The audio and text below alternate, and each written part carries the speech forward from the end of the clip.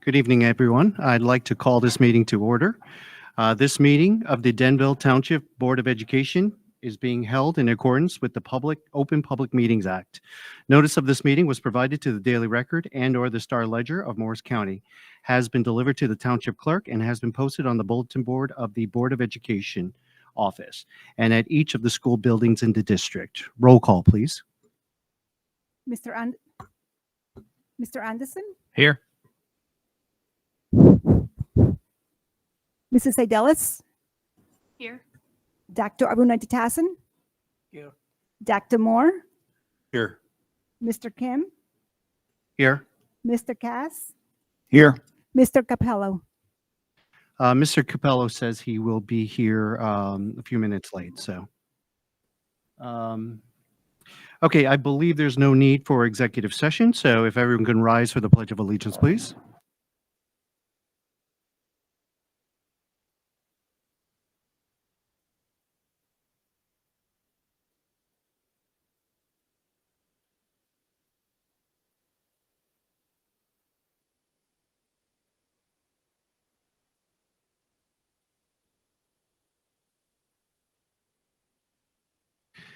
Okay, I do believe we have two special presentations tonight, so if we can go ahead with the first presentation, Dr. Forte. Hello, everybody. This presentation we have to do twice a year. It is the HIB and Student Safety Data Systems Report. Every year, according to the New Jersey Department of Ed, we have to report on the first half of the year in January from the previous, and the second half in July. So our SSDS HIB report for half the year, we had 0 cases of substance abuse. We did have 2 cases of weapons that I spoke to you about in executive session. Those were the ones we discussed. We did have 5 confirmed cases of HIB, 7 investigations, and 3 were done by predetermination. 0 instances of vandalism, 0 instances of violence, and there were 3 cases of student suspensions with disabilities. Actions taken, the police were notified 3 times.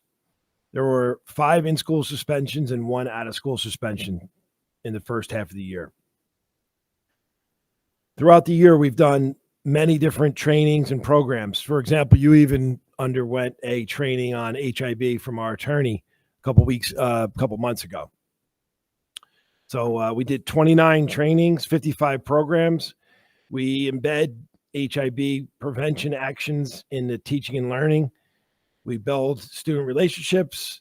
We continue to work on safety, parental support, physical and emotional environments, and morale in the school community. You hear us speak a lot about something called SEL, which stands for social emotional learning. And we do spend a lot of time on that. And a lot of it has to do with providing a strong climate. And that's the report for this first half of the year. Thank you, Dr. Forte. I'll open it up for questions from the board.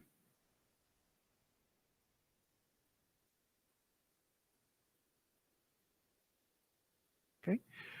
Seeing that there are no questions, thank you very much. I'll now let the Dr. Cullis present her presentation. Do you want me to give a little background first? I was going to ask the board first. Does everybody know about our comp group? Is everybody familiar with it? Does anybody need a refresher on that, or you feel pretty confident what it is? Really good? Okay. Actually, Dr. Anderson brought up a good point. Maybe for the public, we could spend a minute or two on that. Okay. Our comp group is something we've been doing for about 10 years. It represents all districts that fit these 4 criteria. They have to be between Somerset and Bergen. So it's like Central Jersey to North Jersey.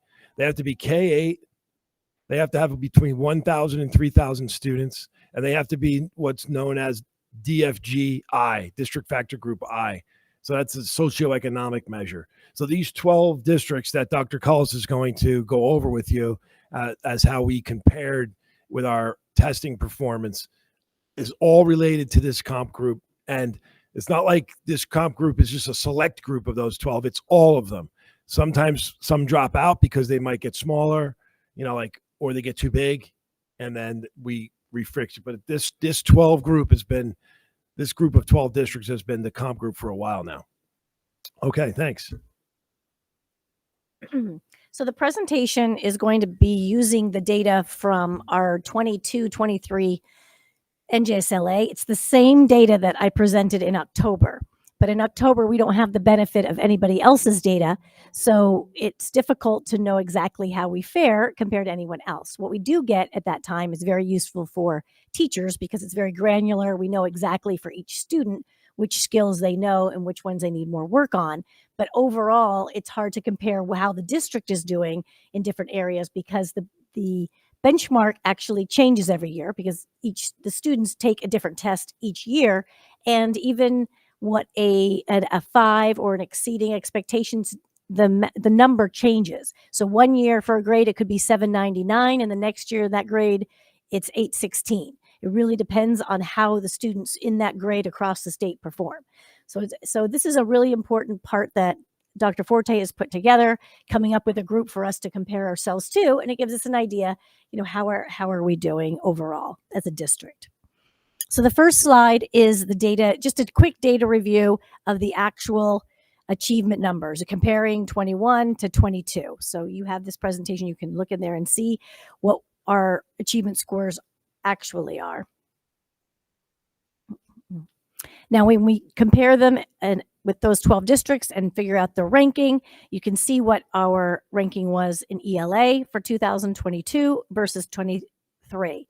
And we had talked specifically about ELA and making sure that we, even though we're putting a lot of emphasis on math right now, that are we keeping up with ELA? And you can see by our ranking that we are definitely keeping up in ELA as well. Third grade, we are second. Fourth grade, we are second. Fifth grade, we are first. Sixth grade, we went from seventh to second. Seventh grade went from first to fourth, and eighth grade, fourth to fifth. Now, seventh and eighth are the two groups that we are now moving writing and reading workshop into. That's where we just moved them. So they're brand new at that. So hopefully we'll start seeing that improvement as well. For math, the two groups that we worked with very intensely, we tried a different model where the coach worked every day with grades 3 and grades 6. So if you look at that information, our third grade went from 10th last year to third, and our sixth grade went from 9th to 4th. So definitely this model, I think, is working.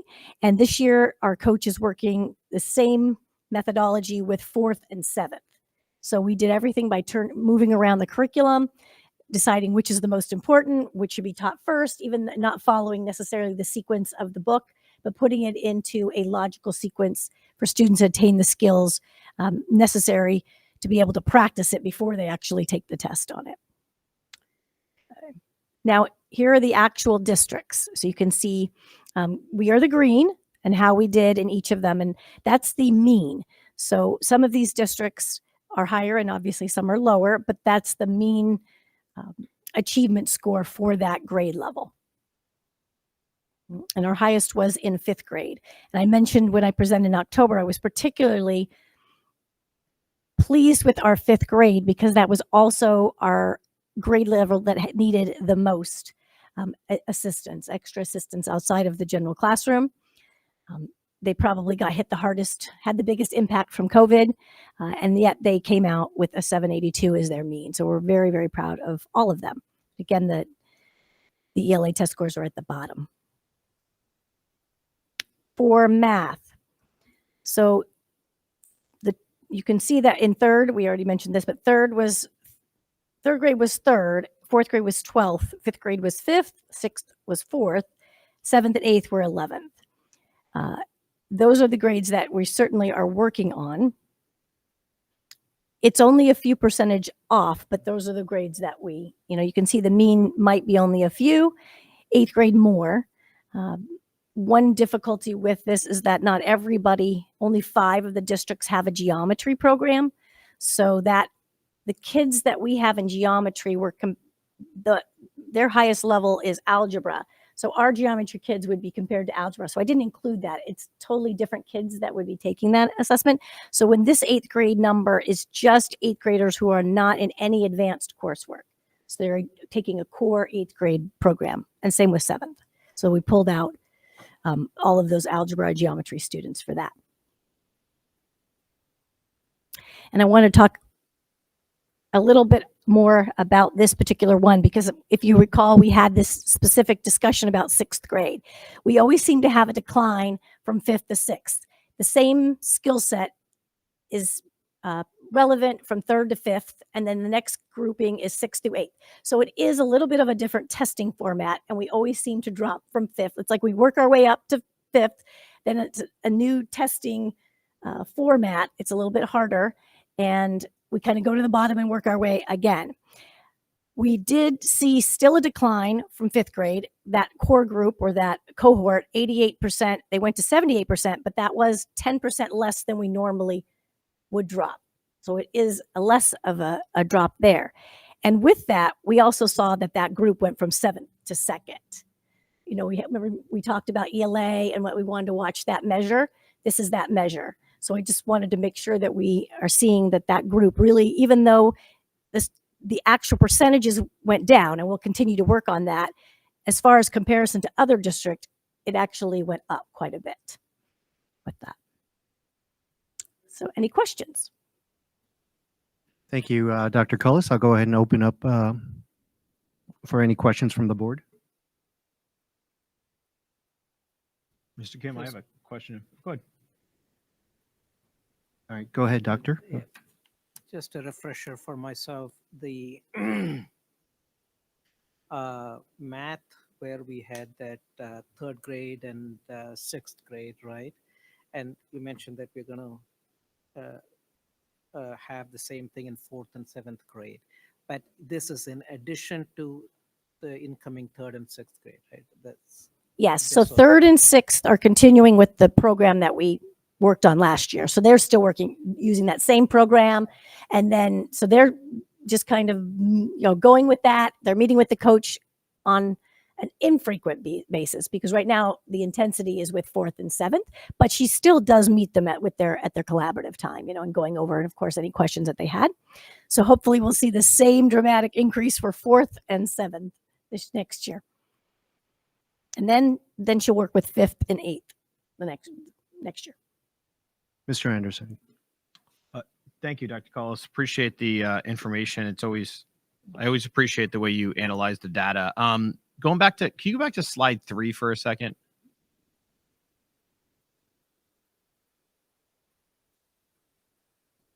Yes. So when we're looking at this, when you say grade 3, that's not the same cohort for 22, 23. In other words, that cohort in grade 3 then goes to grade 4 and 23. Is that correct? That is correct. I mean, so you could look that they were 4th and 3rd grade, and as 4th graders, they were 2nd. I mean, you could look at it that way. And then the 4th grade in 22, they were 3rd place as 4th graders and 1st place as 5th graders. You could look at it that way, yes. Mostly we use this data for a district perspective to see how is our program working more than we look at it for the cohort. I mean, it is interesting to see, because certainly a few students can make a difference, certainly a big difference. But we try to see, like, how is our program, like a 3rd grade, if they're consistently, like 5th grade, this is the 2nd time they were 1st. So that tells us something about that 5th grade math program seems to be meeting student needs, whereas 7th and 8th, consistently 11th, even though those are different cohorts, not where we want to be. Got it. Okay. And then, so obviously the math in 7th and 8th grade, that really concerns me, particularly those students are going to be going up to the high school, and that the program doesn't slow down because they're not up to speed. So what is our plan to try to, and it's a very short period of time, we have a big gap to close in what it looks like. Agreed. If you recall, in 22, we only had 14% passing, which is very alarming. Last year, we went up to like 25%, I think it was, or 24, increasing, but not certainly not where we need to be. We're doing 2 different things. The first thing is we implemented something called Math 180, which is a program that focuses on the main skills needed to be successful in algebra. So it cuts a lot of the supplemental units out, and it really focuses on what are the key things they have to do. Because when you're talking about gaps, years and years of gaps, we've got to figure out how are they going to be ready for ninth grade. Every student takes algebra 1. There's no pre-algebra. Everyone's in algebra 1, so we need to have them ready. So that's one, and it's called Math 180. Not all students use that program. Select students use that program. We also right now are looking at another program that is new, that is similar. It's a focus for algebra. How do we put in some additional units to help, or additional lessons before each unit that really help students understand that concept before tackling that concept? And I think that's going to be useful. We're piloting right now in the middle school. A few classes are trying it. And we're also piloting a new math book this year.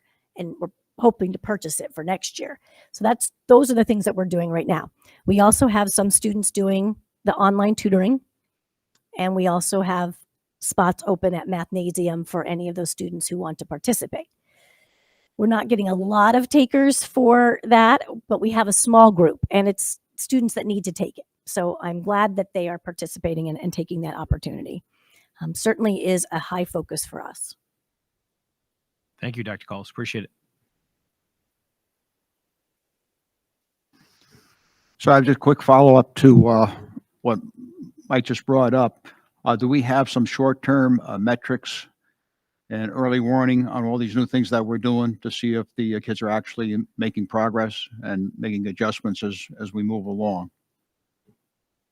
We have our benchmarks. So we do our benchmarks 3 times a year. And then we also have common assessments. So all of the students are taking the same math assessments in the grade. So those are really what we're using to identify students and where their needs are. Some of these students are taking basic skills math in the middle school, so are getting attention there, or they might be in a small group setting, maybe in a resource center as well. Is 2 times a year enough? 3. The benchmark is 3 times. 3. They do all their regular chapter tests and quizzes and things like that, but in addition, a more standardized assessment where it covers all the concepts to see, are they gaining on concepts for sure. Now the Math 180 also has, those are for that programs for the students that are really behind. It has a electronic component that does measure often. They have to go on the computer every day, and they're trying to catch up on some of those skills. So that is an everyday monitoring. Thank you.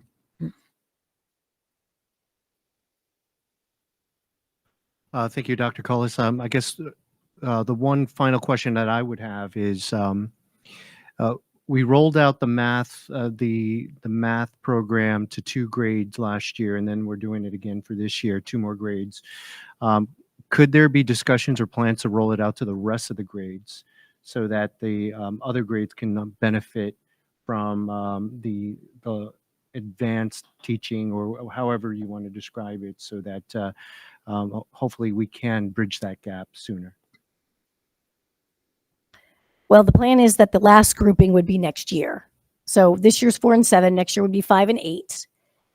K-2 she works with, but it's very different in K-2. It certainly is not preparing at this level of skill. So by the end of 24, 25, they all will have gone through it. I mean, we only have 1 math coach, so she works with them every day. I mean, I suppose if we were to go, we need a second math coach if we were going to do it faster. But I think that the plan right now should work by then. I mean, it's not like we're not doing the things right now, but they're not doing the intensive. You know, she's not in their classroom every single day. Okay. But she still works with them every week. Thank you. And then I guess the final thing is I'm encouraged by the percentages for the ELA. I don't want to sort of push ELA to the side, or I don't want it to drop either as well. So I'm sure that we're going to continue to keep focusing on ELA as well while bringing up math at the same time, right? Definitely. That's why I really wanted to bring that slide out, just to give you some reassurance that that has not slipped. We continue to get better and better as our teachers get stronger in workshop, as our new teachers come on and we train them, we continue to get stronger. And really, this is incredible. data because our numbers, as far as students with additional needs, students coming in with without English proficiency, students coming in with a variety of different needs, our low income numbers have gone up, our students that need free and reduced lunch have gone up. All of those things have gone up, which usually on a matrix, those are indicators of lower performance. And yet our performance continues to get better. So I feel like we're taking on those challenges and we're meeting those challenges. And yes, there's still areas to work, but we are addressing that and still getting kids to move, even if they come to us with challenges. That's an interesting comment. I wonder if you have those statistics. Is that something that could be shared in a future meeting, I guess? Sure. I mean, I could put together what our test scores were and what our numbers were in those areas, and then what our test scores are now and what our numbers are now. Sure. Great. Thank you. Are there any other questions from the board? All right. Thank you, Dr. Cullis. The amount of detail and the work that you do is amazing. So thanks again. Continuing on with the agenda, we'll go ahead with the superintendent comments, please. Dr. Forte.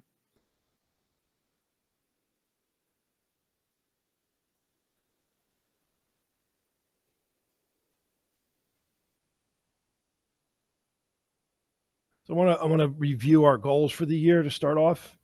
Dr. Cullis is going to do her 2, and I'm going to go over my 2.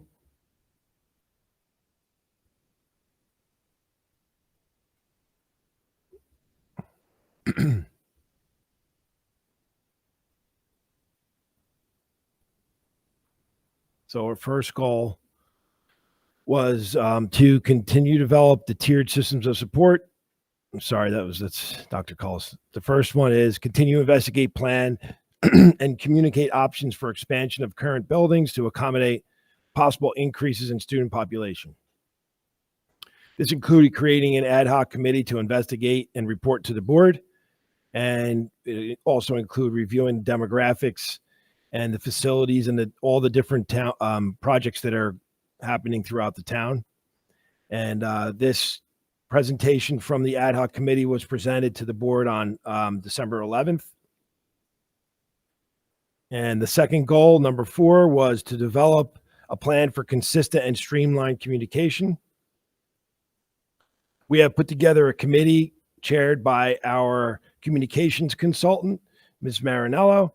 She will be starting the process with some meetings. She's already had 1 meeting. She's going to have a couple meetings with the committee, and she's also going to put out the survey to the public this week. The survey is on your agenda for approval tonight. We went through it in the IEP committee. So we expect that the survey will be out, and we will be reporting back with the progress of the committee. We're looking at right now May 20th. So by May 20th, we should be finalizing. And that's the process of the 2 goals. I'm going to go through the rest of mine, if you don't mind, Dr. Cullis, and then you can come back. On Friday, I put out to the public in the Friday folder what goes into making a decision about snow days. And I also embedded that link right here into our agenda if anybody's interested in that. But as you can see, it's a pretty long process. And I use a lot of different sources for information, including the local superintendents, DPW, police, weather, 2 different weather experts that we have that we get pinpointed weather reports, and all those different things go into it. And then decisions are made. The 24-25 budget process. Preliminary budget tentatively will be presented on March 11th, and the final budget will be presented on April 22nd. We're going to put an article. I'm going to have Ms. Marinello work with James and myself to put out an article on the purchase of 46 Nicole Drive and the Riverview Annex lease renewal, which is on the agenda for tonight as well. I think it's important to get, like we said in the strategic plan, making sure that everybody gets all the information. So people who are reading the Citizen, there'll be some kind of an article in the hard copy Citizen about the purchase of the land at 46 Nicole and the Riverview Annex lease, which starts 5 years again on July 1st. For those of you that might be interested in going to the lead graduation at Riverview, it will be held on February 16th at 11 a.m. in the Riverview Annex Gym. So it's Riverview lead graduation, 11 a.m., February 16th in the Annex Gym. Anybody wants to go, you're welcome to go. That's my comment. Oh, sorry. One other thing. The wrestling team did well this weekend. We had our first county champ in a while. Let's see. I just got this, so I want to share it with you. We finished 5th out of 14 overall, and we have our first county champion in a few years, named Adam Sepulveda, became the county champ at 149 pounds. Caleb Fricks was a runner-up at 97 pounds. Grady Jackson and Sean Morris placed 4th. And we had we were 3rd in the number of pins throughout the tournament. So it was a pretty good showing for our county tournament for our wrestlers this year. And that's it for my report. Thank you so much. And moving on to Assistant Superintendent comments, please. Dr. Cullis. First, report cards are opening in Genesis on February 2nd. So please check Genesis and see how your students are doing. As far as our goals, I'll go back to goal 1 and 2. So much of this I've already covered in the last presentation, but what the first goal was to increase student achievement, specifically in math, and then some of the other areas as well. So I already went through many of those items, but if you look, we were trying to get that grant. We received the grant. Our tutors are in the vetting process. We're very close. I do believe one will be able to start next week because we did get back all of their information, and we're just waiting on the last 2 of our in-house tutors that will be with us 20 plus hours per week in our classrooms. Air Tutors has already been going, so our students are working in that, and everything else is moving along with our tutoring program.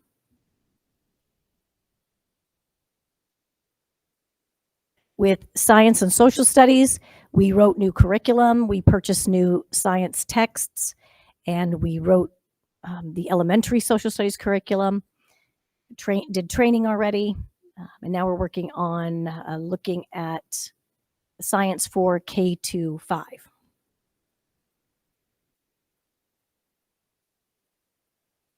Connected to our other goals, when we're working on the tiered system of supports, that's really the piece of intervention that addresses all of the questions that you had, like how are we monitoring students on a regular basis? So many of those students who are struggling in many areas or are pretty far behind in one are in our intervention program. So we have a team of teachers and support faculty that work with those students and parents. They monitor every 4 weeks. They have meetings. They go through an actual goal plan. They have to meet their goals, and then they either decide, does the student continue on in the program, or do they need to exit the program? Are they ready to exit? So they are being closely monitored for that. We also wanted to, this goal also had the staff and mental health needs. So I just mentioned some of the recent training that we are doing. The other program I said that we're looking at for algebra besides Math 180 is the transition to algebra. So we did training on that, reviewing that product. We did a training on Speak Up at School for all 3 schools, working on how to address situations when students make comments that express bias, or maybe they're repeating things of bias that they've heard from others. And then we've also had executive functioning PD for parents and for staff. Our Parents with Educational Connections offered another session last week. We had 60 parents attend virtually, which is great. So that's our second parent one of the year in that area. And we're about to schedule a 3rd one with our elementary company that we use. So that's called Brain Tracks. And the teachers completed their training in Brain Tracks. So a lot of great things going on. This concludes the Assistant Superintendent's report. Thank you, Dr. Cullis. And Business Administrator comments, Ms. Gorowski. The annual, this is not working.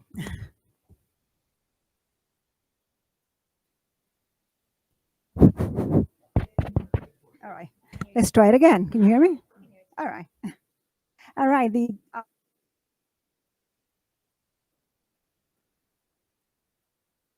a pin and a link to complete it. If you do have any questions, please email me. Sometimes you do have to put NA on the first line if it's not applicable. If it's left blank, sometimes it might be returned back to you. But again, I'm taking the time to review each one before it gets submitted to the ethic commissions. First comes to me, and then I'll resubmit it on your behalf to the ethic commissions. The district is going through several audits this year. The first one is coming up this coming Friday on integrated pest management. They will be visiting each school, making sure that we are in compliance with all our IPM plans and certifications and logging all the information when the pest management come into the districts. We are also going through another audit in early February with the ESSER 3 grants. They're just coming around now after a few years, and we were selected. And it's all good things. The other comment is I'm looking to apply for a rebate for electric buses. We are working with the application currently. The deadline is at the end of this month, January, and we'll submit an application and hope for the best. So right now we are submitting for 2 buses. Let's conclude my report. Thank you, Mrs. Gorowski.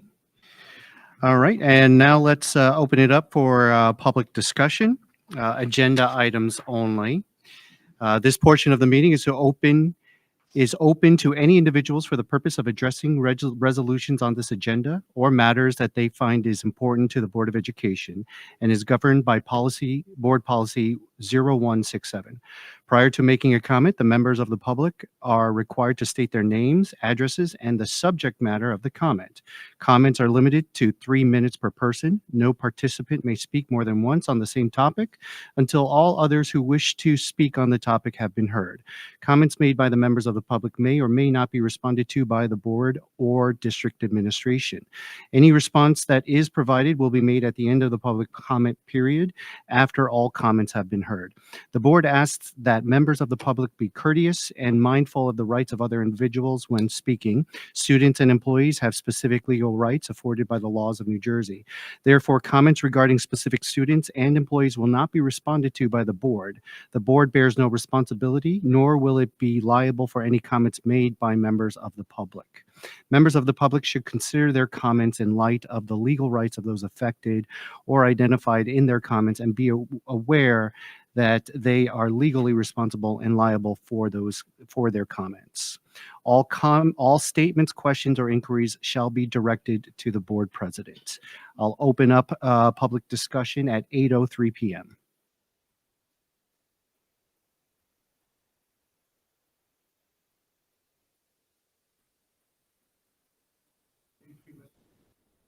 One second, Mr. Duarte. Do we need a microphone? Thank you. Thank you. So quick question. When did you have to, what started that whole paragraph that you had to read for the public portion? Like what prompted that? When I was on the board, it was open to public. I mean, is that, you have to do that for every single time? Sure, Dr. Forte, if you'd So like. Yeah. during the pandemic, there was some public, what's the word? I'm going to say inappropriate behavior by our public, by our people coming here, not questioning us, but the way they berated some staff members in public meetings and some of the things that they would say. So due to that, we went and checked on our policy. We asked our attorney to give us stronger language in that area there. Really basically saying is that to remind everybody that no matter what you say, we don't necessarily respond, number one. And number two, that you're totally responsible for whatever you do say, meaning if you bring up something that could be libelous or slander or in any way, it's your responsibility. So basically that's where this whole thing came from. And at the time, I 100% felt it was necessary. I feel now we might be able to, look at it again. We do typically say, you can read this, especially if there's no public. So we don't really spend the time to read through the whole thing all the time. But when there is public, sometimes we do. And that's basically in a nutshell how it came about. Thank you for the question. Yeah, thank you for stopping by. Seeing that there's no one online, and I believe that was the last question, I will close open public comments and discussion at 8:05 p.m.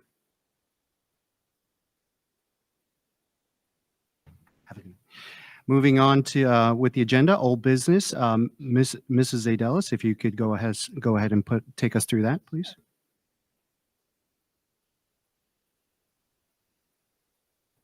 The following resolutions have been recommended by the Superintendent of Schools of the Board of Education for approval. I move that we certify that as of January 2024, after review of the Secretary's monthly financial report and upon consultation with the appropriate district officials, to the best of our knowledge, no major account or fund has been overexpended. Oh, did I skip? No, right? Oh, sorry. In violation of New Jersey Administrative Code, and that sufficient funds are available to meet the district's financial obligations for the remainder of the fiscal year. So I moved that we, as a board, approve the following reports from December 2023, the Treasurer of School Monies report and the Board Secretary report, the Education reports, report of student enrollment for December 2023, report of Health Office December 2023, HIB cases LV 232403, HIB case VV 232406, report of the 2023-2024 mid-year HIB report, and the minutes for the December 11th, 2023 meeting and the special session meeting December 15th, 2023. I'll second. Thank you, Mrs. Zadelis. Thank you, Mr. Cass. Roll. Any questions or comments? Roll call, please. Mr. Anderson, Yes. Mrs. Zadelis, Yes. Dr. Aruna Jatahasan, Yes. Dr. Moore, Yes. Mr. Kim, Yes. Mr. Cass, Yes. Mr. Capello. Yes, but I'm going to be abstaining on education reports, item number 4.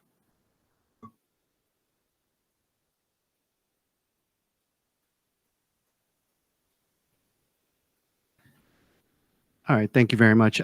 Before we continue, Mrs. Gorowski, the order of the roll call is different on the agenda, on at least the agenda that we have in front of us. So,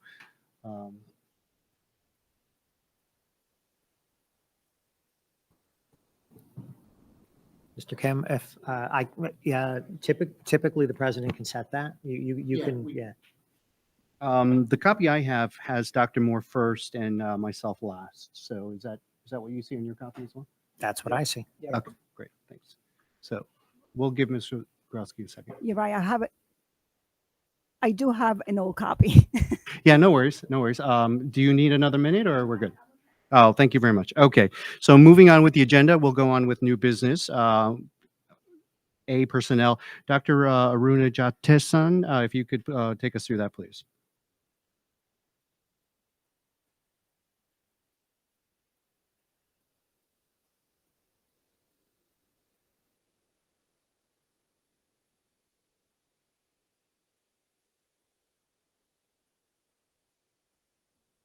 You.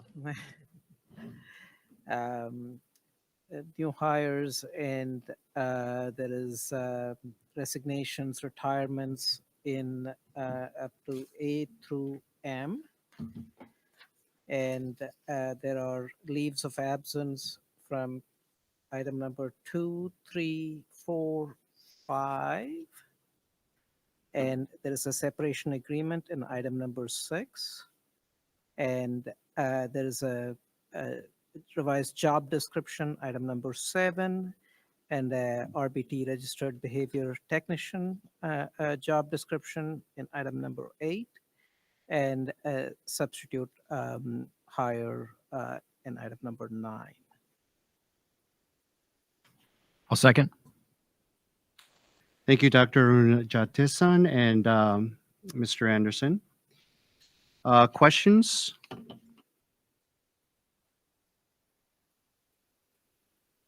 Dr. Forte, I actually had a question regarding number 7, staff member in charge. I'm assuming this is not a new position. Is this something that's currently being filled in all 3 schools? And are they part of the DEA, or how is that job sort of laid out? That job was created when we got the annex so that we could have somebody that's in charge in that building when the administrators are on the other side. So it's only for that one district. I mean, one school in the district, and there's minor changes to it based on just overall reviewing it once in a while. There's one line striked out, and that's it. Thank you. I wasn't sure if it was for all the schools or just the one, so thank you.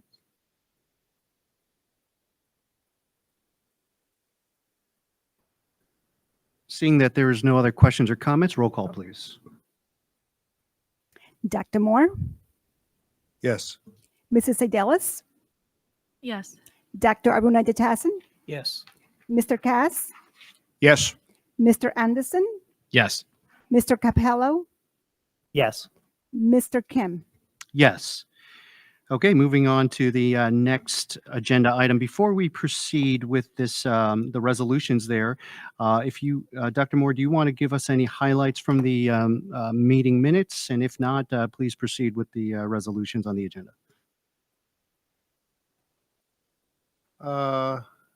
Let's see. I mean, we went over the revised job description for the staff member in charge. The communication survey, which Dr. Forte referenced, came out of the communications committee, and that's going to go out in as many different forums as possible to get as much information from the public regarding their experience of communications with the school, just to try and help to continue to look at and assess where we're at with that. And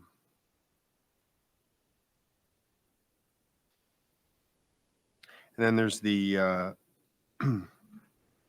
the supervisor of student support services job description. There's no active search, but it's sort of a first step based on multiple people indicating that that would be a helpful position where they would oversee all the different supports, including mental health, that don't fall under special education. I think that's about the only highlights I see to bring to anyone's attention. Great, thank you. So if you want to go ahead and take us through the agenda then as well. Sure. I'd like to move the following resolutions under instruction and program. We have a workshop for addressing problem behavior in schools. There's B, the NJA HPERD annual convention, the New Jersey teachers of English to speakers of other, other languages for C and D. Item number 2 is to approve the attached field trips. Item number 3 is a student from the County College of Morris to observe. Item 4 is a student from William Patterson University to observe. 5 is a student from Morris Knowles High School to observe.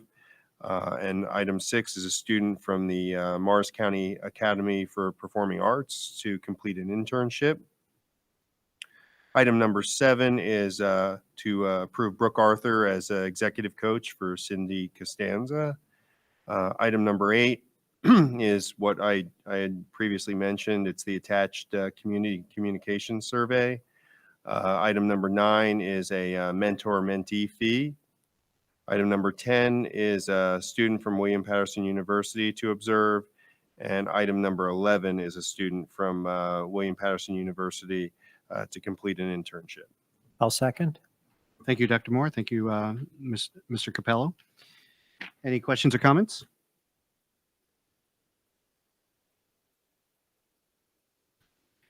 Seeing that there are none, roll call, please. Dr. Moore, Yes. Mrs. Aidelis, Dr. Aruna Detasan, Yes. Mr. Cass, Yes. Mr. Anderson, Yes. Mr. Capello, Yes. Mr. Kim. Yes. Policy revisions. Mr. Capello, could you take us through that, please? I would be happy to. If there are no objections, I would like to move under policy revisions, policy 2340, field trips for second reading and adoption, and policy 5120, assignment of students, also for second reading and adoption. I'll second. Thank you, Mr. Capello. Thank you, Mr. Cass. Questions or comments? Roll call, please. Dr. Moore, Yes. Mrs. Aidelis, Dr. Aruna Detasan, Yes. Mr. Cass, Yes. Mr. Anderson, Yes. Mr. Capello, Yes. Mr. Kim. Yes. D, Finance. Mr. Anderson, do you have any highlights from the committee that you'd like to share? And if not, take us through the resolutions, please. Sure. So we recently had a committee meeting. We discussed the budget to actual December and November financial reports, which everything looked appropriate and in order as to what was expected. And then we did discuss the draft budget for 24-25, which we know will be another difficult budget year. Dr. Forte mentioned earlier the preliminary budget presentation on March 11th. I would say there's a decent amount of work that needs to be done between now and then to make sure that we're meeting the obligations and needs of the students, but also financially being able to meet within our budget. A couple of big ticket items driving additional costs, just from a quick highlight perspective. Obviously, salary increases in accordance with our employment contracts. Out of district tuition increases this year. There are several new positions, staff positions, which have been recommended or at least put preliminarily in for requests. Our substitute cost, as we've spoken about multitude of times, has continued to increase. New science textbooks, and then the increases on the Riverview Annex lease. So all of these are kind of, I guess, less controlled, or at least big ticket items. Most of them are kind of mandatory things that we have to fit in. And then we obviously reviewed some initial projects that we would look to from reserves. But like I said, more information as we kind of move forward. I would say a decent amount of work to be done, but appreciate the administration on kind of the work they're about to put in the next month or two here. So, and then is that good? Yeah. Thank you. And then as far as the agenda, I'd like to move, if there are no objections, I'd like to move under finance, item D, 1 through 5. That includes the checklist as well as cooperative pricing agreement. The board accepted a donation of $6,500 from the Denville Education Foundation to fund the Don't Press Send program for all students in grades 4 through 8, including an evening program for the community. That the board accepted a donation of $1,000 from the Lake Apacon Elks for the special services program to be received at the Leap in the Lake for Special Children event on March 2nd. And that the board approved the submission of the amendment of the Individuals with Disabilities Education Act application for fiscal year 2024. I'll second. Thank you, Mr. Anderson. Mr. Capello, thank you. Any questions or comments? So I just want to point out one thing. Mr. Cass is going to be getting, looks like, some relief very soon on the milk fund. Working its way through Congress is a bill to allow whole milk back into schools. I believe it's in the Senate right now. So they are taking on the pressing tasks of the day. So it looks like we'll have whole milk back, I guess. That's good to hear. And also the options for chocolate milk and strawberry milk. I don't think I didn't see that in the, That was- in there, but I think you should write your congressman right now. That was there at one time. So now the students can order either skim milk, 2%, or whole milk. Yeah, this bill is saying that whole milk has to be an option. I brought back in. So it hasn't completed yet. I think it has to go to the Senate, but. But once it's approved, signed off on, I'd be glad to start voting yes on that. It's an option. As long as they can deliver it, sometimes it's an option and they don't get it. Until then, no milk for any students, according to Don.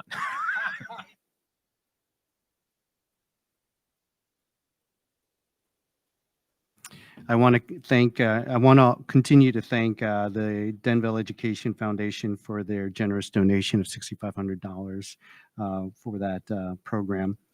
And also want to thank the Lake Hopatcong Elks for the $1,000, a generous donation. So it's always amazing to see the organization support the school systems. If there are no other questions or comments, roll call, please. Dr. Moore, Yes. Mrs. Seidelis, Yes. Dr. Aruna Jatasan, Yes. Mr. Cass, I'll abstain on the milk fund this time instead of a hard no, pending the additional information. Yes on everything else.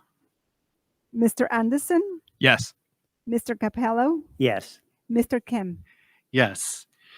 Moving on with the agenda, operations. Mr. Cass, if you wanted to maybe share some highlights from the meeting minutes, and if not, please proceed with the resolutions. I'd be glad to. The most important thing, I mean, they're all important, but the real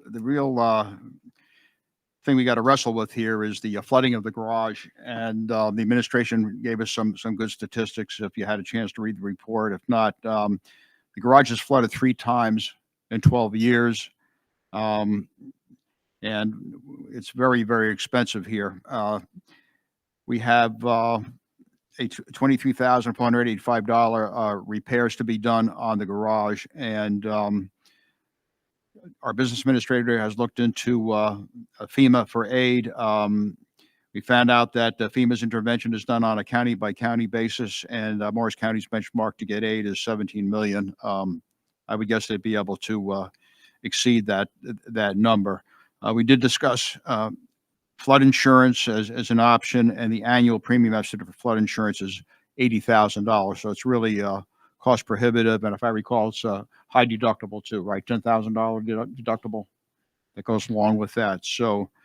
Good news on the flooding is that the Riverview lowering parking lot garage, which used to have a lot of problems in the past, the pumps are working and they were able to handle minor flooding.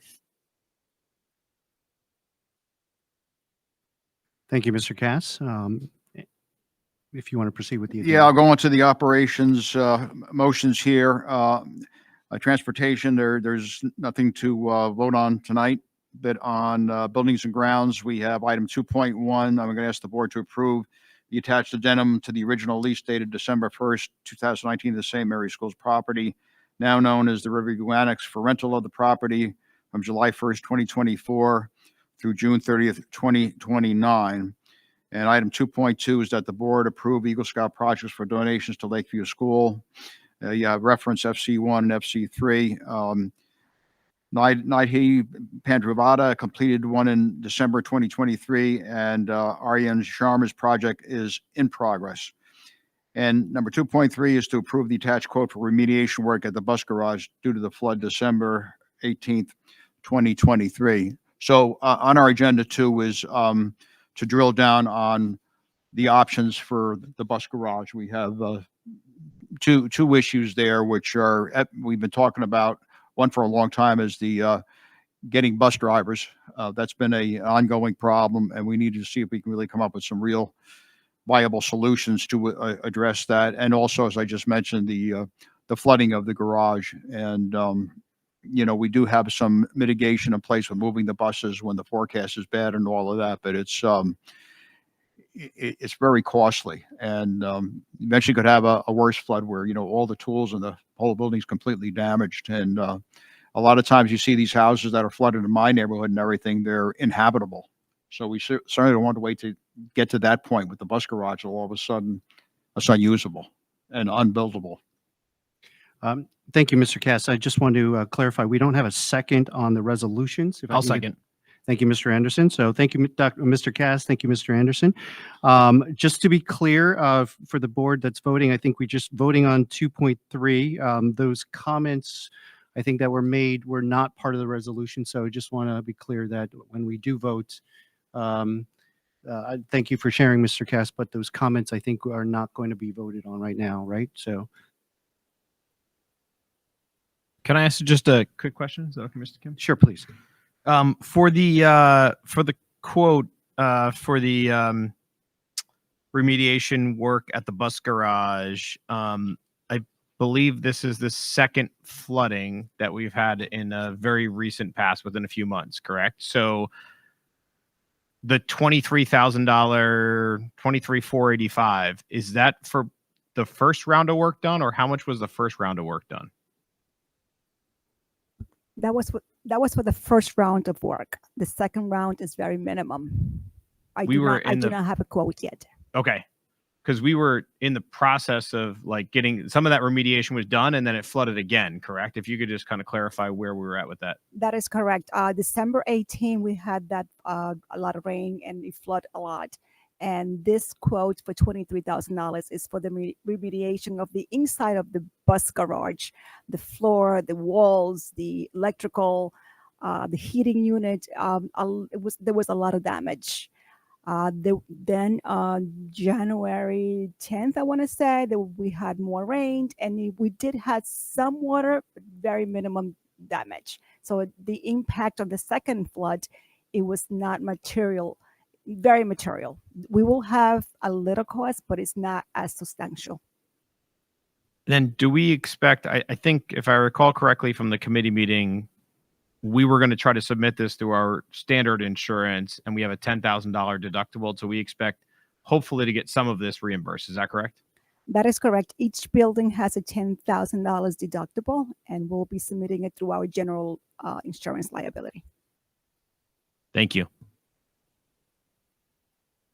Can I just ask to clarify on that? Our general insurance covers water, like water damage? We do not have flood insurance, Right. but our broker assured me that we can submit it through the general insurance policy Okay. for contents inside the garage. Okay, The outside floods with buses, right. we probably would not be covered, Okay. but the contents, yes. I'm We really, have I'm really interested to see the The details. on that for Yes. sure. Okay, cool. Refrigerator, walls, Yeah. heating. Even though it was water, even though it was rising water. Okay. I was surprised myself too. I'm really intrigued by that. I really definitely want to find out like Yes. the end result there. Okay, Mhm. thanks. Let's add on to that. So he feels that we're going to be reimbursed because it's a concurrent cause situation where the water was wind driven, as opposed to pure flood on the contents. I'm not sure. Honestly, he did say that it will be contents of up to $10,000 deductible. That'd be great if we can get that.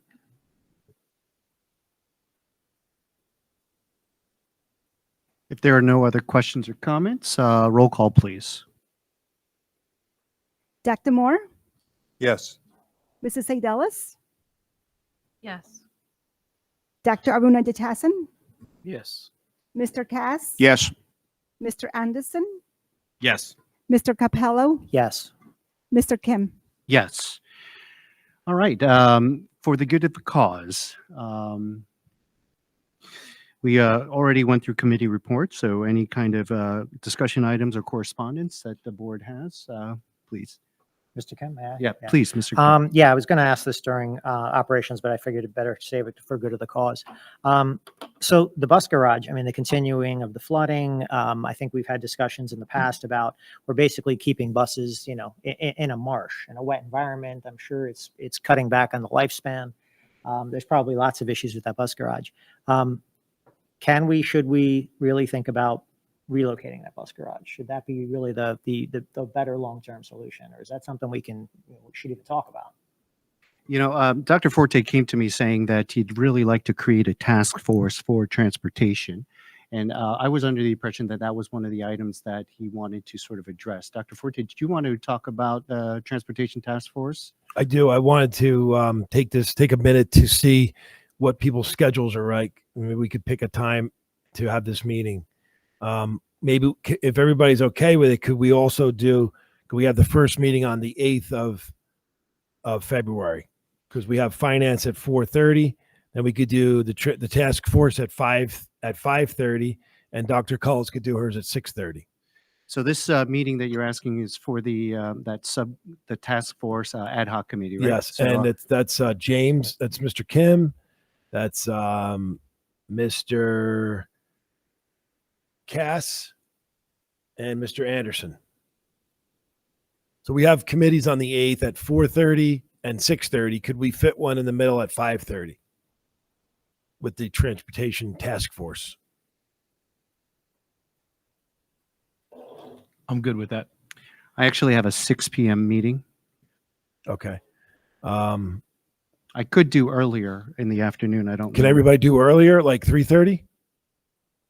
Good with me. The Yeah. three of you? Yep. Okay. So I'll send you an invite for 3:30 on the 8th. Probably Mrs. Greenhagen might get there at like 4 because she's finishing up the end of the day. So this first meeting that we're going to have is going to be similar, where we're going to create a mission statement and then sort of high level goals or something like that, right? Yep. In this one, you'll have Ms. Gorowski and Ms. Greenhagen really spearheading it from the administrations. They're going to put together have some information that you can already have right when we start. Talk about the mission statement, talk about the goals, and hopefully, come up with a couple suggestions like we did last time. Great, thank you. If there are any other board members who wish to have some other comments or concerns addressed during this meeting, feel free to send any one of the board members part of the committee an email, or Dr. Forte or myself. If you want to make a comment tonight as well, like Dino, like Mr. Capella made, feel free.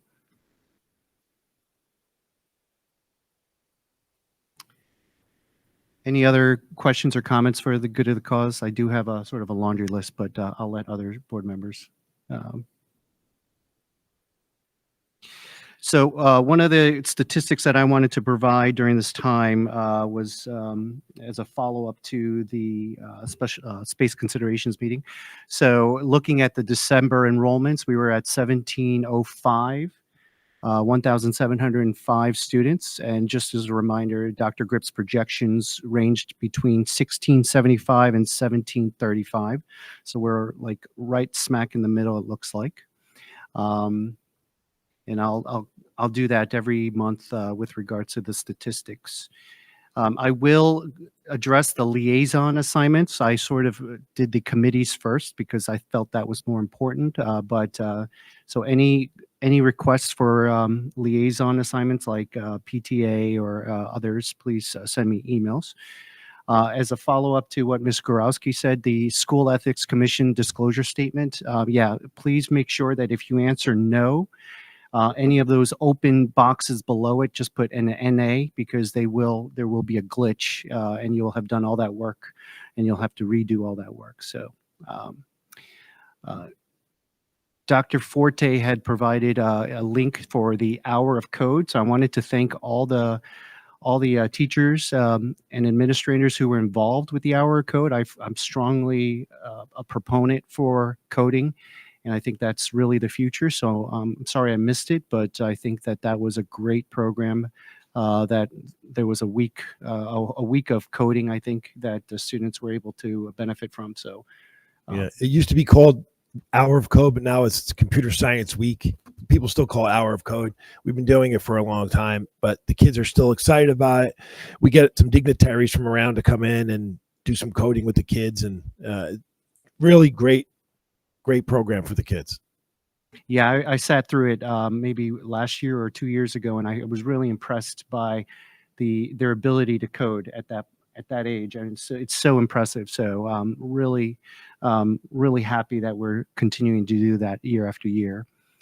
The Morris County School Boards Association is going to have a breakfast with the president and vice president, and it's going to be held at Copeland Middle School in Rockaway. I had the date, but if there's anyone interested, I didn't put the date on my notes, so I apologize. And just send me an email and I could forward that information to you. And finally, I wanted to take this time to go through the board goals, the goals that we had set aside during the summer. There were 2 board goals, and so since it's the mid-year mark, just like Dr. Forte and Dr. Cullis had shared their goals, we had created 2 board goals. The first goal was to assist and support the investigation and planning of options for expansion of the current buildings to accommodate possible student population increases. So thanks to Mr. Capello and his leadership, we pretty much solved that in December, or accomplished that in December. And the second goal was to represent the needs of the district through advocacy on matters of concern at the local, state, and/or national level. So to me, I feel like that's an ongoing thing. And if there are board members that feel that we should be discussing other topics, other matters of concern, I do hope that you bring it up during good of the cause, or send me emails. One example is like an email I received from Mr. Capello with regard to school bus safety camera tickets. Apparently, there's a class action lawsuit going on where communities are suing school districts for the camera tickets.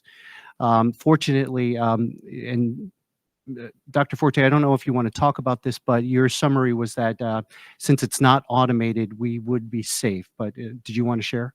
There's another, those of you board members that were here, when we made a decision, we were going to pay for the cameras. There was another program you could do where you could have a third party pays for the cameras, and they write automated tickets, like a stop, right? Like a red light camera. That's not what we have. Ours is a camera that gets reviewed by our internal people and then the police, and the police determine whether or not it's a ticket. There is no third party involved. So the lawsuit that they're talking about is a lawsuit against that third party system that you've seen before, probably. I don't know if we have it in Jersey, but you definitely have them in New York, because I've got a couple already. And not red lights, anything. They just send you a ticket in the mail. So yeah, that's the difference. A little different. And just to add to that, the problem we had at the time with that was basically this company makes its money by issuing tickets. So obviously they have a vested interest in making sure everybody is guilty. So yeah, so that obviously was not something we were interested in at the time.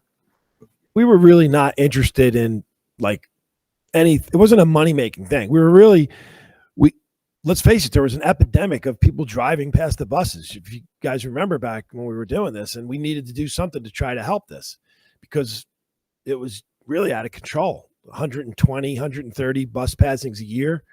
We're trying to get that number down now, and it's getting better. My opinion is, which it sounds like we're covered under this lawsuit, but if somebody wants to sue us for it, bring it on.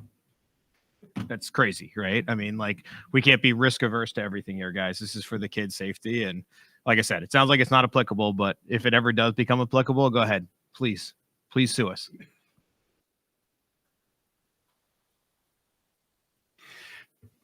So that sort of summarizes the board goals. And I guess in anticipation of our new board goals that we'd be creating during the summertime, if board members want to start thinking about it, that'd be great. Hey, James, just one quick thing, if it's okay. I think we discussed it in our committee, and I apologize that I didn't mention it during the report. But also there was another email I think I had forwarded to Mrs. Gorowski and Dr. Forte. We're in the process of potentially applying for, the federal student lunch program. And in addition, the state, I believe, also is looking at expanding the eligibility for that. I think it was like 200 and some odd % of the federal,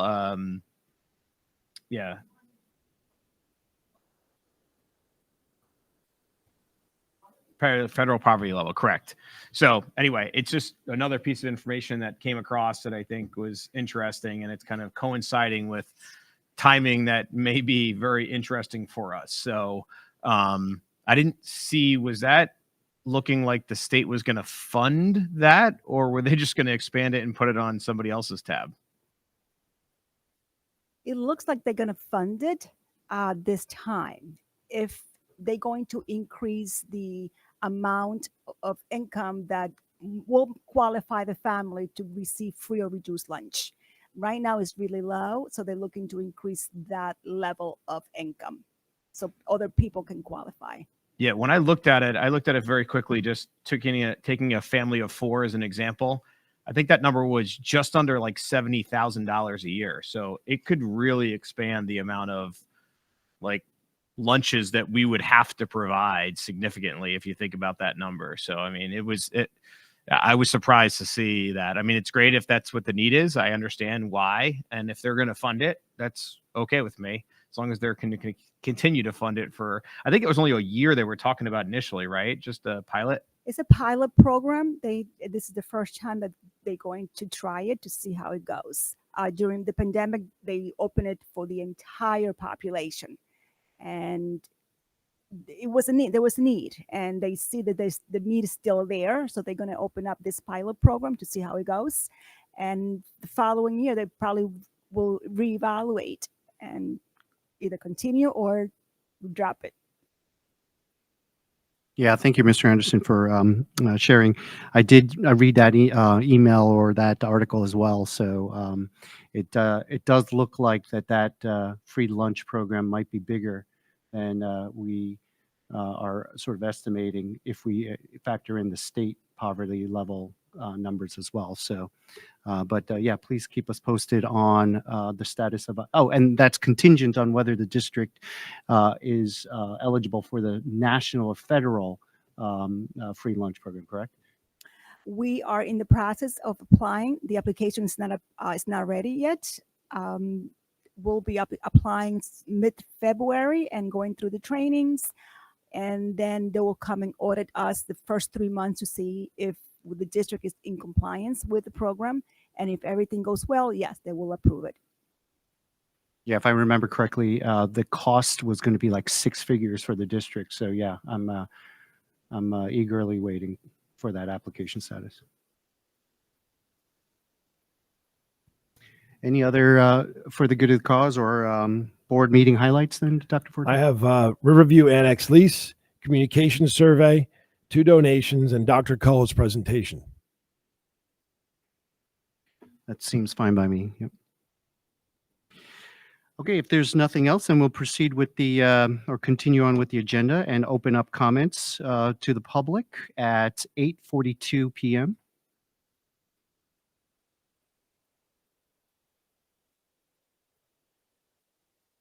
There are currently no one in the chambers, and I believe there's no one online as well, correct?